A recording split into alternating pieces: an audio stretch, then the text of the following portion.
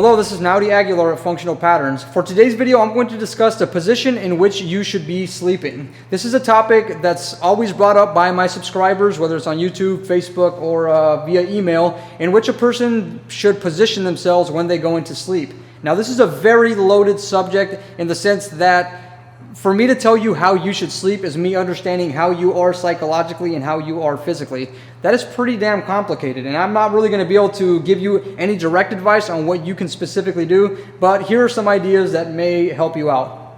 For starters, I would think that if I was to say the best position in which you should sleep from an ideal perspective, if I had a structurally well integrated body, if I had somebody that understood how to activate their TVA, their diaphragm, and their muscle length tension was balanced, then I would say that the best way that they could probably sleep is on their back without a pillow, without any kind of neck support. But if a person in our culture, let's say somebody who's well adapted to our culture, has some kind of a hyperlordosis, an anterior pelvic shift, a kyphosis, a slight kyphosis, and a slight forward head, if I was to give them the exact same advice, I would actually end up hurting them. Many of the people that have emailed me have told me that, when I wake up in the morning, I have a really stiff neck and I can't really turn my neck too well, or I'll have some kind of a stiff lower back. Well, they asked me for some kind of advice, and I can't really give that to them because I don't know where they're at in terms of their posture. If they do feel like that when they wake up, I'm going to make an assumption that they haven't addressed their posture completely. And so if you are watching this video and you have the specific problem,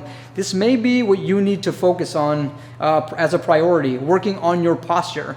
If you're not into some kind of a neutral position and you ask me a question like, how do I run faster? Well, if you have a hyperlordosis, an anterior pelvic shift, a kyphosis, then I can't really tell you how to run faster. You have to get to a neutral point first. And that's going to be the start of what you should focus on before anything. Work on your posture. I've put up tons of videos describing what you need to do with myofascial release. I've done videos describing how you're supposed to properly execute movement so that way you can find a little bit better muscle balance. I wrote a book on the topic of posture called The Power of Posture that could send you into a better direction so you can get better sleep. Another thing I want to discuss though, beyond just the postural dynamics, beyond how your body's conditioned, is more how your brain is being stimulated before you go to sleep. And this is maybe even more important than the posture to a certain degree. Something that our brains have a difficult time doing as human beings in our culture is turning off the switch to the sympathetic nervous system, our fight or flight mechanisms. And let's say you are getting home late from work, or you just got done doing a really, really hard workout, and you happened to exert yourself significantly, and now your body is in a state of significant stress. Well, you have to understand that stress in and of itself is going to be what's going to impede your sleep, for one, physiologically, because whenever you have lots of stress, you have to realize there's going to be cortisol running through your brain, and that's a stress hormone that essentially helps you get through fight or flight situations. Now, physiologically, you don't need cortisol when you're going to sleep. You actually need melatonin, because melatonin is what gets you to sleep. So from that standpoint, if your brain is charged physiologically, you're not going to be programmed to go to sleep. Now, if we think about the neuromuscular system, whenever we have charge in the brain, some kind of a stress response in the brain, that's going to run down into the neuromuscular system.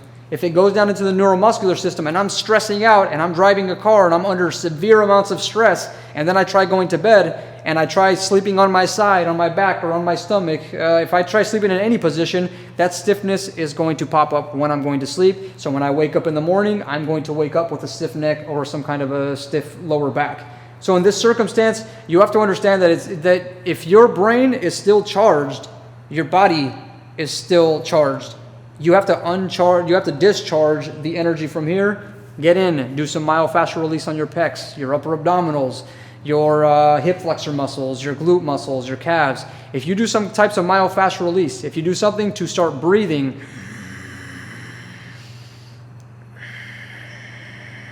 relaxing yourself, taking yourself out of the catabolic state, that charge in your brain, it's quite likely that when you hit the bed, you're going to be like a wet noodle.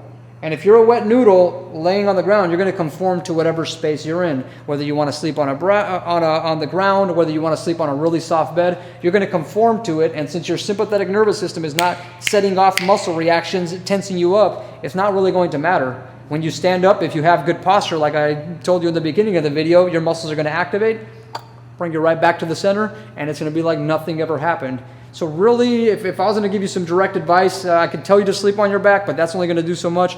Work more on the emotional state in which you're in, more on the neuromuscular state in which you're in, and I guarantee you that'll probably give you much more results, much more bang for your buck if you're trying to get better sleep. It's not so much about the position; it's more about where are you physically and where are you mentally, and they kind of communicate back and forth. I do hope that video helped. We'll be making more videos regarding things like sleep and nutrition and exercising here in the near future. If you do have questions, please drop them right here in the comments section of this video, and I will do my best to make a video on that as soon as possible. This is Naudi Aguilar reminding you to live intentionally and not habitually. See you guys soon.